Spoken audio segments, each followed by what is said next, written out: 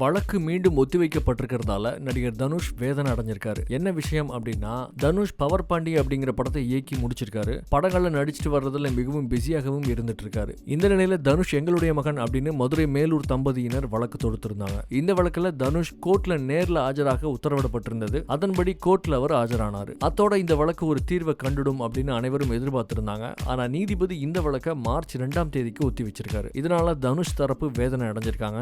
அது மட்டும் இல்ல, தனுஷ் தங்களுடைய மகன் தான் அப்படின்னு கோரிக்கை வைக்கிற அந்த பெற்றோர்கள் மதுரை கோர்ட்டுக்கு வெளியே பத்திரிகையாளர் சந்திப்புல எக்கச்சக்கமான கதைகளை சொல்லியிருந்தாங்க. தனுஷோட தாயாராக தன்னை முன்னிலைப்படுத்தின அந்த தாய் என்ன சொல்றாங்க அப்படின்னா, சின்ன வயசு தனுஷ், அதாவது கலைச்செல்வன், சின்ன வயசுல படிப்புல ரொம்ப ஆர்வம் இல்லாம இருந்தாரு அப்படின்னும், அவருக்கு சின்ன வயசுல சரியாக பேச வராது அப்படின்னும் ஒரு தகவல் கொடுக்குறாங்க.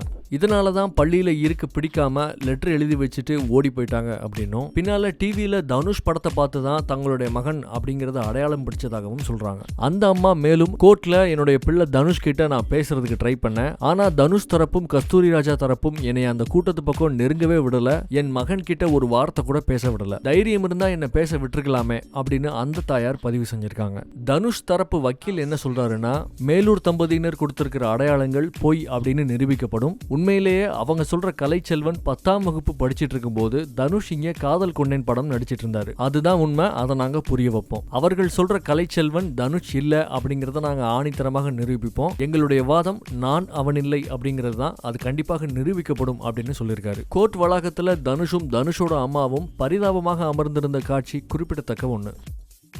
சாந்தனு, கார்த்தி அத்தனை பேரும் வந்து கழுவி ஊத்த போறாங்க. இந்த மேடையில் நான் சொல்றது, இந்த கேமரா அத்தனை கேமரா என்ன பார்க்குது, எனக்கு தெரியும். இது கண்டிப்பா எல்லா தொலைக்காட்சிகளிலும் வரும். தயவு செய்து நெடுவாசலை காப்பாத்துங்க. அவ்வளோதான் சார். என்ன பண்ணணும்னு நம்மளுக்கு தெரியாது சார், ஆனால் பண்ணணும் சார். தெலுங்கு சினிமாவில் வந்து ஒரு விஷயம் இருக்கு. ஒரு சின்ன படமா இருந்தாலும் பெரிய படமா இருந்தாலும் ஒரு 150 மைக் வந்து நிற்கும். பாலகிருஷ்ணன் சாரா இருக்கட்டும், இல்லை யாரா இருக்கட்டும், அதே 150 மைக் வந்து நிற்கும். பாரபட்சம் பார்க்காம எல்லாரும் கேட்பாங்க. எங்கள் வீட்டிலே கேட்டாங்க, எங்கள் அம்மாவே கேட்டாங்க, எதுக்குடா இவ்வளோ தூக்கி போட்டுக்கிற தோல்ல, எதுக்கு இதெல்லாம் பண்றேன்னு. நான் தயாரிப்பாளர் சங்க தலைவராக நிற்கிறதா முடிவு பண்ணியிருக்கேன்.